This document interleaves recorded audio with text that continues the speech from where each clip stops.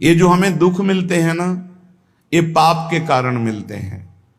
लोग मारे घूम रहे हैं, दुख मिटाने के लिए सोचते हैं कोई जादू कर दे, कोई टोना कर दे, कोई जंतुर बांध दे, कोई आशीर्वाद दे दे। अरे काहे को पागल हो? यदि तुम अच्छे आचरण करते हो, भगवान नाम जप करते हो, सद धर्म से चलते हो, तो तुम्हें किसी से आशीर्वाद मांगने की जरूरत नहीं। बात मान लीजिए, प्रार्थना मान लीजिए। दिखावे में लाखों लोग अपने जीवन को नष्ट करने के लिए तैयार हैं। ये माया का ही तो दिखावा है जिसमें जन्म के जन्म हमारे नष्ट होते जा रहे हैं।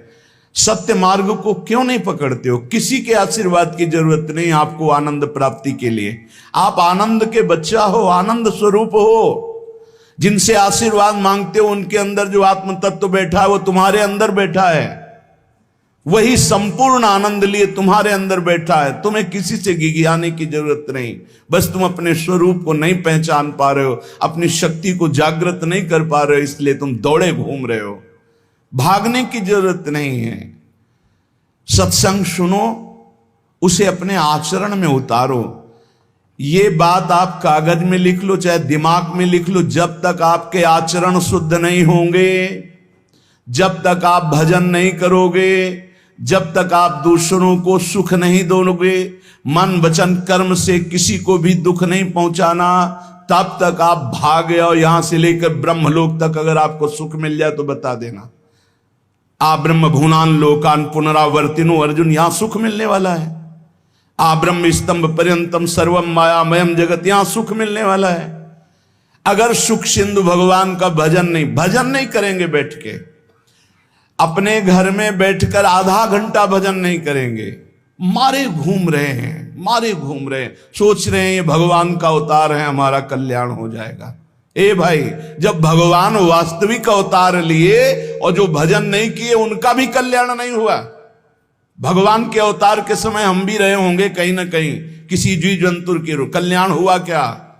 अब भजन करोगे तो कल्याण हो जाएगा। हमारी बात मान लो। बार बार आपको कभी कड़वे शब्दों में, कभी मीठे शब्दों में बताते हैं, ए भाई बचपन से भगवान के मार्ग में लगे हुए हैं, हमको अपना कर्म भोगना पड़ रहा है। जो शरीर रचना के समय रचा गया था वो सुखद या दुखद कर्म भोगना पड़ा। तो रामकृष्ण परमहंस जी के कैंसर था, भाई जी हनुमान प्रसाद पोद्दार जी के उदर में कैंसर था, बड़े बड़े महापुरुषों को भोगना पड़ा। तो प्रारब्ध को भोग लो। ये भोगने की सामर्थ्य नाम जप से आ जाएगी, और नाम जप करके जन्म मरण के चक्र से मुक्त हो जाओ। मान लो मेरी बात। क्या वृंदावन की परम पावन रज से बढ़कर त्रिभुवन में कोई रज है? इस रज में बैठकर तुम्हें आनंद नहीं मिल रहा तो कहां मिलेगा तुम्हें?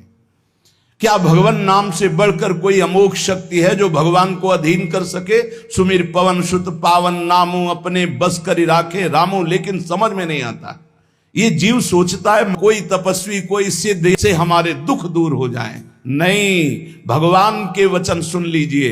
दैवी हेषा गुणमयी मम माया दुरत्तया, मामेव ये प्रपद्यन्ते माया में ताम तरंतिते। ये गुणमयी माया को पार करना बहुत कठिन है। एकमात्र उपाय है, मेरी शरण में आ जाओ। हरि शरणम श्री कृष्ण शरणम मम। जब तक प्रभु की शरण में नहीं तब तक माया मुक्त। पर समझ में नहीं आता। लोगों को ऐसा लगता है मैं जाऊंगा, आशीर्वाद मिलेगा, मैं सिद्ध हो जाऊंगा, सब दुख नष्ट हो जाएंगे। आप समझो, हमारी प्रार्थना को समझो। हम अंदर से पीड़ित होकर बोल रहे हैं, आप लोग समझते नहीं हो। भगवान का भजन किए बिना कहीं भी भाग के चले जाओ, आपको शांति नहीं मिलेगी प्यारे। और घर में बैठकर यदि भजन करोगे तो घर तीर्थ हो जाएगा, घर में भगवान पधारेंगे, आप आनंदित हो जाओगे। संत संग का फल होता है भागना, मिट जाना।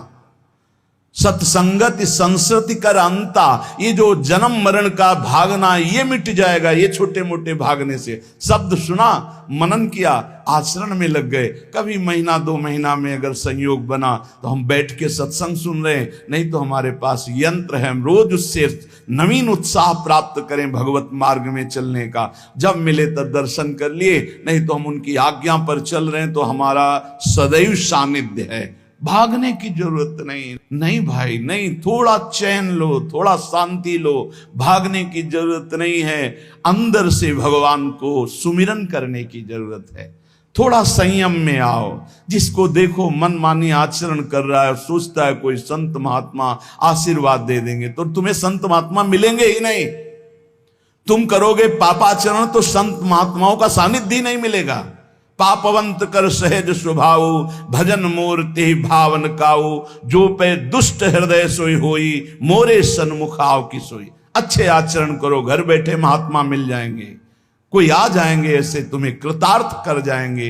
कहीं तुम भेज दिए जाओगे जिनके वचन से तुम कृतार्थ हो जाओगे। हमारी प्रार्थना को मानिए, अपने इस अमूल्य मानव जीवन को कूड़ा करकट की तरह मत नष्ट कीजिए। श्रीपाद कह रहे, नेत्रे उत्पाटित सपदि स्त्री क्षणे लालसा चेत। यदि ये गंदी लालसाएं उत्पन्न हो रही हैं तो थोड़ा शासन में लाओ अपनी इंद्रियों को, छूट मत दो। बहुत जीवन व्यर्थ कर दिया इन इंद्रियों ने, अब सावधान हो जाओ। तुम स्वतंत्र सिंहवत जीवन व्यतीत करने के लिए मानव जीवन प्रकट किए भगवान ने तुम्हारा। तुम इंद्रियों के गुलाम होकर, मन के गुलाम होकर, भोगों के गुलाम होकर के जीने के लिए नहीं आए हो मनुष्य देह में। देवता तरसते हैं इस मानव देह के लिए। क्यों? क्योंकि साधन धाम मोक्ष कर द्वारा, इसे साधना करके हम जीवन मुक्त महापुरुष हो सकते हैं। लेकिन नहीं, बस कोई ऐसा कुछ कर दे जिससे हमारा पति बन जाए, कोई ऐसा कर दे कि हम स्वस्थ हों, खूब भोग भोगें, कोई ऐसा कर दे सारी झंझटें मिट जाएं। अरे औरों की तो बात जाने दो, भगवान जिनके घर में अवतरित हुए आप वहां दृष्टि डालिए। इतने बड़े भजनानंदी महात्मा वसुदेव और देवकी कंस कारागार में बंद किए हुए भगवान पधार रहे हैं, हथकड़ी बेड़ियों से जकड़े हुए। आप विचार कीजिए, भगवान के सिवा तुम्हें कोई बंधन मुक्त नहीं कर सकता। और सब तरंगे हैं, भगवान भगवान है। हमारी बात को समझ लो, भगवान भगवान है। भगवान के भाव में डूब करके सब भगवत स्वरूप हैं। तरंग में वायु विकार है, वायु विकार हटा तो समुद्र ही है। पर इतना भेद है कि समुद्र करोड़ों अनंत तरंगे प्रकट कर सकता है, लेकिन एक तरंग समुद्र नहीं प्रकट कर सकती। ऐसे ही जितने महापुरुष हैं, जितने सिद्ध महापुरुष हुए, भक्त हो चाहे ज्ञानी हो चाहे योगी हो, वो माया विकार को नष्ट करके ब्रह्म रूप में लीन हो गए, तो ब्रह्म स्वरूप वो भी हो गए। ब्रह्मविद ब्रह्म ही भवति। लेकिन ब्रह्म तो ब्रह्म है, जिसने एक संकल्प मात्र से अनंत सृष्टि का सृजन कर दिया, उसकी समानता करने वाला त्रिभुवन में कोई नहीं है। तो उन्हीं भगवान की, चाहे निराकार मानो, साकार मानो, सगुण मानो, निर्गुण मानो, उन्हीं भगवान की शरण में जाने के लिए सब संत महात्मा, और जो भगवान की शरण से अलग करके अपने को भगवान माने, तो हमें लगता है फिर बचना चाहिए ऐसे भगवानों से, जो अपने वचन से, अपने आचरण से, अपनी हृदय की भावनाओं से जीवों के माया जनित आकर्षण को नष्ट करके श्री भगवान से प्रीति करावे। उसे संत कहते हैं, उसे ब्रह्मर्षि कहते हैं, उसे महात्मा कहते हैं, उसे भक्त कहते हैं। शास्त्र उठा के देख लो, ब्रह्म स्वरूप हो गए हैं। दूसरों ने अनुभव किया कि साक्षात ब्रह्म है, लेकिन वो जब बोले तो अपने को ब्रह्म नहीं बोले। गोस्वामी तुलसीदास जी साक्षात भगवान के स्वरूप हो चुके। वो क्या कह रहे हैं? जो मैं अपने अवगुण कहूं, बाढ़े कथा पार नहीं लहूं, ताते मैं कछु अलप बखाने, थोड़े महू समुझे सयाने। कह रहे मैं अपने अवगुणों की यदि कथा कहूं तो ग्रंथ भर जाएगा। थोड़े बता दिए हैं कि मैं अवगुणी हूं। इसमें जो विवेकी जन हैं वो समझ पाएंगे मेरी बात को। क्या समझ पाएंगे? कि भगवान की शरण में जाने से जीव भगवत स्वरूप हो जाता है। गोस्वामी जी भगवत स्वरूप है।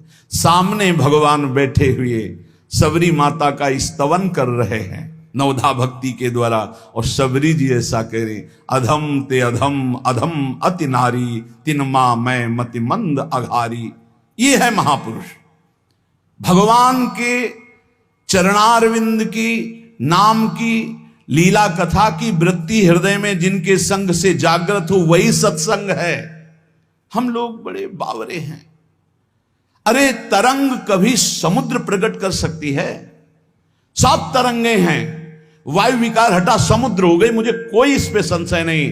बूंद अलग है तो बूंद है, और समुद्र में गिर गई तो समुद्र है, लेकिन बूंद समुद्र नहीं प्रकट कर सकती। ऐसी करोड़ों अनंत बूंदे समुद्र से, लहरों से ऐसे उठती रहती है, उनका नाम भगवान है, जिनसे अनंत महात्मा, अनंत ब्रह्म ऋषि, अनंत ब्रह्मांड सृजन, उन भगवान की शरण में जाने से इस माया से मुक्ति होती है। सब समझ नहीं पा रहे। अरे जिनका नाम जप कर, जिनका चिंतन करके, जिनके आश्रय से जीव ब्रह्ममय हो जाता है, भगवत स्वरूप हो जाता है, वही तुम्हें करना है। यही सत्संग से प्राप्त होता है। अगर ये ना प्राप्त हो तो सत्संग नहीं है, वो कहीं ना कहीं घुमा करके हमको भटकाया जा रहा है। भगवान भगवान है, वही सबके हृदय में है। जो हृदयस्थ भगवान में तन्मय हो गया, उसमें और भगवान में अंतर नहीं, बिल्कुल मुझे संशय नहीं। पर भगवान भगवान हैं, इतना समझना पड़ेगा। उनके स्थान में कोई नहीं है, उनके समान कोई नहीं है, फिर उनसे बड़ा कौन हो सकता है? ये भोले भाले जीव समझते नहीं, भागे घूम रहे। उन्हीं भगवान का नाम जप करो, चीख चीख के कहते हर प्रश्न का उत्तर नाम है। अगर नाम जप करके देखो तो प्रश्न ही नहीं रह जाएगा, सब समाधान हो जाएंगे। और भागे घूमे तो कभी प्रश्न की कभी शांति नहीं होगी, संशय पर संशय उठता चला जाएगा। श्रीपाद कह रहे हैं, यदि हमारी इंद्रियां कुमार्गगामी हो रही तो हमें शासन में लेना चाहिए। शासन में नहीं लोगे तो शासन तुम्हें शासन में ले लेगा। दो शासन है, एक है राष्ट्रीय शासन, एक है भागवतिक शासन। भागवतिक शासन जब लेगा तो फिर कोई बचा नहीं सकता, इसलिए अभी अवसर है, निकल चलो, निकल चलो। भागने की कहीं जरूरत नहीं, किसी से आशीर्वाद नहीं मिलेगा। कब होगा?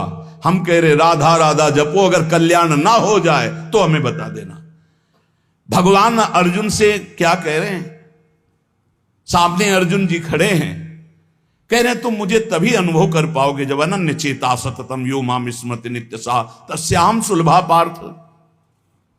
सामने खड़े हो, कह रहे सुलभ नहीं हूं मैं, सुलभ उनके लिए हूं जो मेरा अनन्य भजन करते हैं, अनन्य चिंतन कर।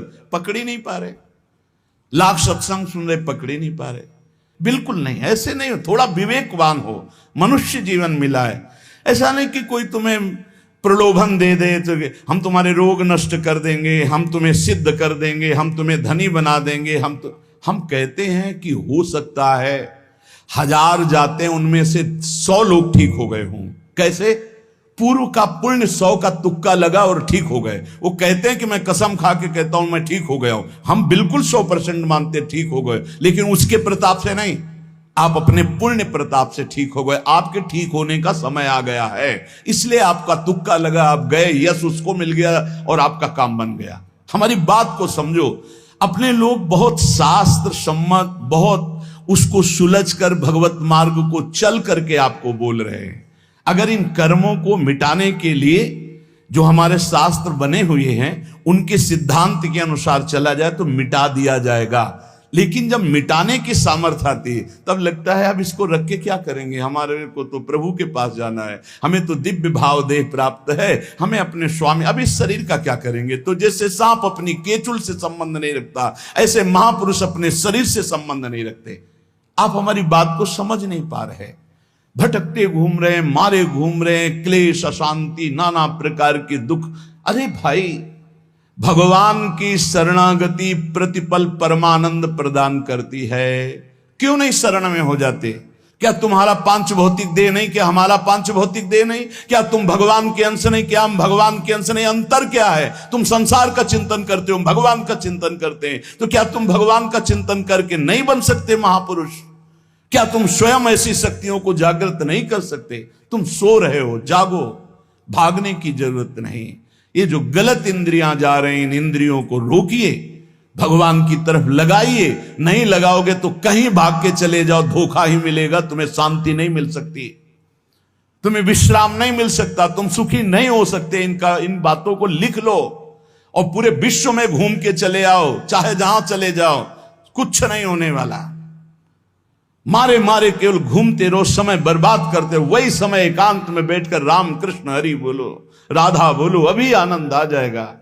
हम ये नहीं कहते कि तुम करोड़पति बन जाओगे, तुम्हारे सारे काम बन जाएंगे, लेकिन हम ये कहते हैं कि तुम्हारा हृदय शांत हो जाएगा, तुम्हारा भागम भाग मिट जाएगा, तुम एक गंभीर हो जाओगे, धैर्यवान हो जाओगे, तुम लड़ना सीख जाओगे दुखों से, तुम सुखों से भूल करके पापाचरण कर बैठे हो, दुखों में इतना तुम हो जाते हो कि अपने जीवन को भी नष्ट करने की सोच। ये सब भगवत विमुख जीव का लक्षण है।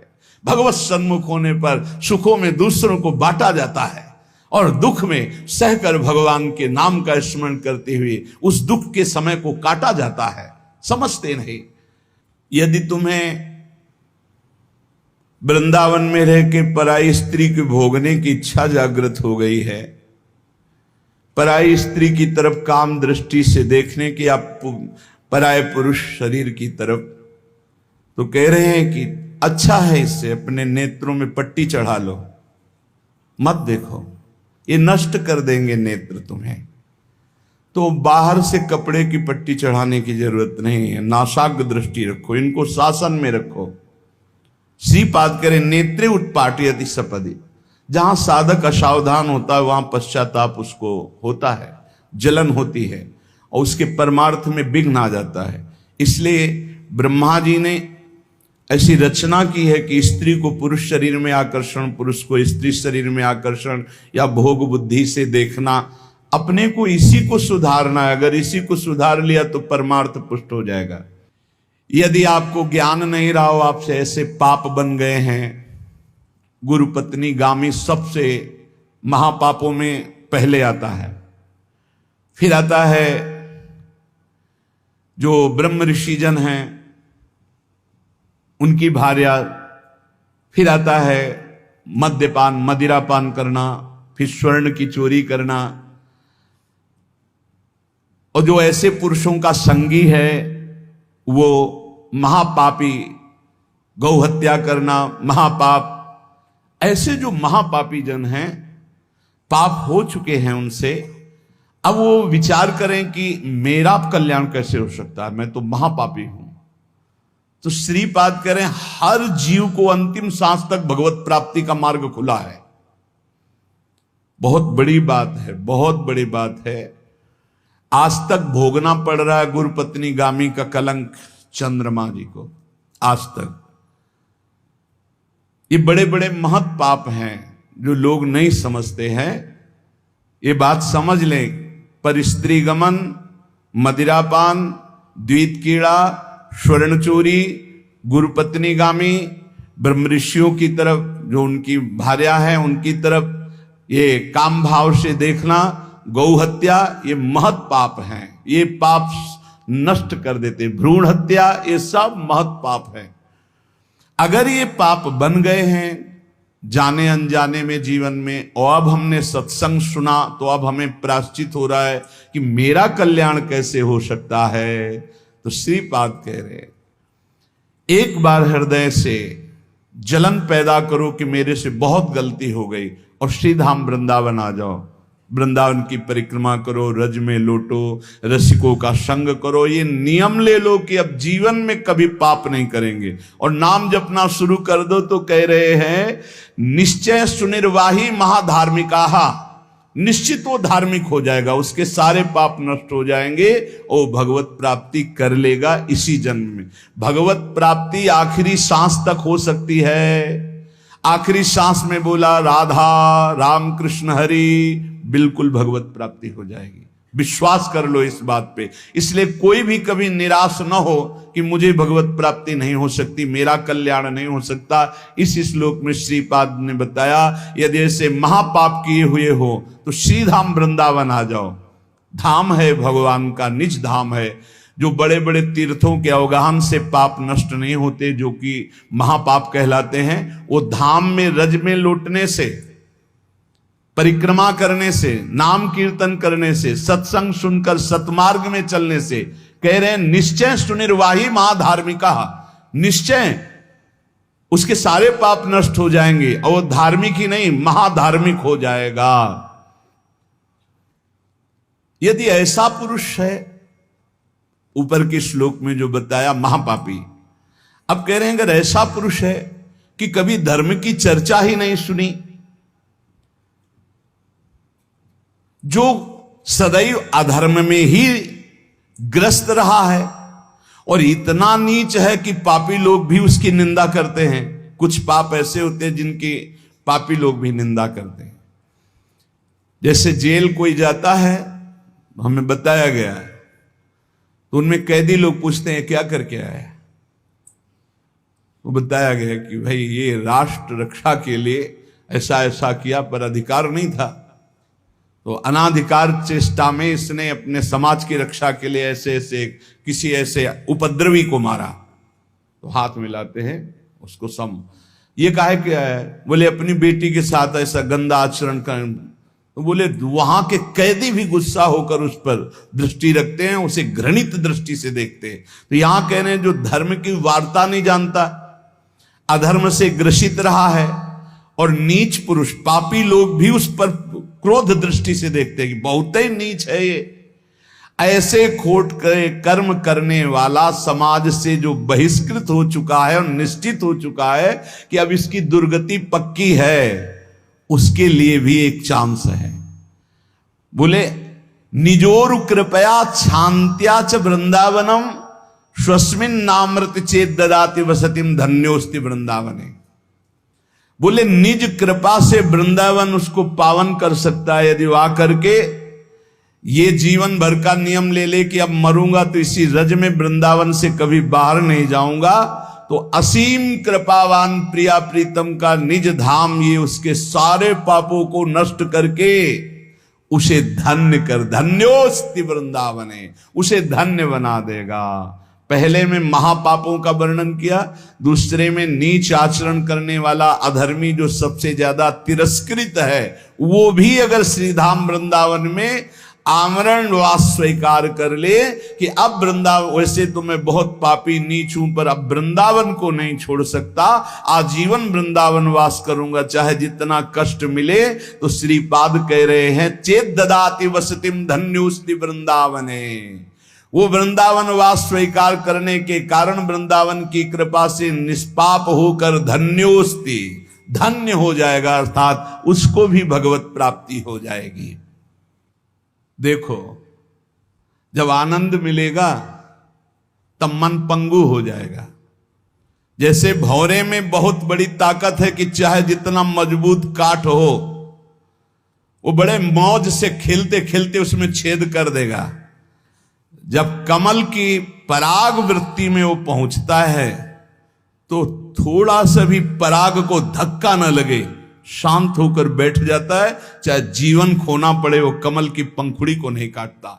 ऐसे उदाहरण दे रहे, ऐसे ही तुम्हारा मन तब तक उद्दंडता करता रहेगा जब तक भगवत सुख नहीं मिलेगा, और जिस दिन इसे आनंद मिला भगवद आनंद, ये बैठ जाएगा, इसका अस्तित्व खत्म हो जाएगा, ये बैठ जाए। निज सुख बिन मन होई कि थीरा, बिना आत्मानंद का अनुभव मिले मन स्थिर नहीं होगा, शांत नहीं होगा, विश्राम नहीं पाएगा। भौरे का दृष्टांत देकर के मन को समझा रहे कि मन भौरा है, भटक रहा है विविध भोगों में, बड़ा मजबूत है, बलशाली है, लेकिन ये तभी निर्बल बनेगा जैसे भौरा कमल में आ जाता है तो वहां अपना बल खो देता है। ऐसे ही श्री हरि चरणारविंद, हरि नाम, भगवद आश्रय, भगवत भक्ति, इसी में मन आनंद को प्राप्त होगा। तो आपको कहीं भागने की जरूरत नहीं। आपने सुना कि जंगल में भागने से क्या होगा, जल पीने से क्या होगा, फलाहार रहने से क्या, शांति से अपने घर को ठाकुर जी का मंदिर मान लो, खूब नाम कीर्तन करो, भगवत चर्चा करो, भगवान का सुमिरन करते हुए जीवन व्यतीत करो, इधर भी सुखी परलोक में भी सुखी। किसी से आशीर्वाद मांगने की जरूरत नहीं, दौड़ने भागने की जरूरत नहीं, हाहाकार मचाने की जरूरत। ये बहुत आनंद का जीवन है मानो दे, बस सुलझ जाओ, शांत हो जाओ, जहां तुम हो वहीं सब ठीक है। जो मिल जाए, रूखा सूखा फल है, अन्न है, जल है, जो मिल जाए, प्राण पोषण करो, भगवान का चिंतन करो, सद आचरण करो, बड़ा आनंद में जीवन होगा। लेकिन आनंद से जीने के लिए असद आचरण करते हो, पापाचरण करते हो, आनंद की खोज में। कहां पापाचरण में आनंद है? इसलिए सद आचरण में आ जाओ, भगवद आश्रित हो जाओ, खूब नाम जप करो। भगवान मंगल भवन है, इस गेम से निकाल देंगे। बहुत बड़ा एक गेम है, बहुत बड़ा गेम है। जीतते जीतते हार जाओ, हारते हारते जीत जाओ। तो हम तो जीत गए। नागरी दास ही जन्म जितायो, बलिहारी बलिहारी हमारी सबही बात सुधारी। कृपा करी श्री कुंज बिहारी, अरसी कुंज बिहारी हमारी सबही बात सुधारी। राख्यो अपने वृंदावन मां, बस खास बात बल गई। नहीं, आप क्या समझते हो? हाहाकार मचा हुआ, तांडव मचा हुआ माया का। ये तो धाम है, इसके प्रभाव से आप बिल्कुल शांत आनंदमय हो। धूल भरी आंधी दूर से निकल रही। नहीं तो आप संसार में देखो, सतोगुण रजोगुण तमोगुण 3 गुण है। सतोगुण तो कहीं कहीं नहीं, रजो और तमो की तांडव वृत्ति मची हुई है। जहां कहीं भगवत चर्चा, भगवत नाम कीर्तन, भगवत गुण, बहुत विक्षेप माया डालती है। इसलिए खूब नाम जप करो, इसी जन्म में भगवत प्राप्ति कर लो, दोबारा इस कलयुग में जन्म ना हो। पक्का ऐसा भजन करो कि आगे अब देखते जाओ। अरे भाई, बड़ा आश्चर्यमय समय, बड़ा आश्चर्यमय समय है। अभी तो कुछ है नहीं, अभी तो बबुआ है कलयुग, घुटने के बल चल रहा है। थोड़ा खड़ा होने दो, फिर ताल ठोकने दो। 4,32,000, अभी तो 32,000 नहीं पूरे हुए, थोड़ा 1,00,000 1,50,000 पूरे होने दो, फिर इसका है, उसका अपना राज्य है। इसलिए कलयुग के दोषों से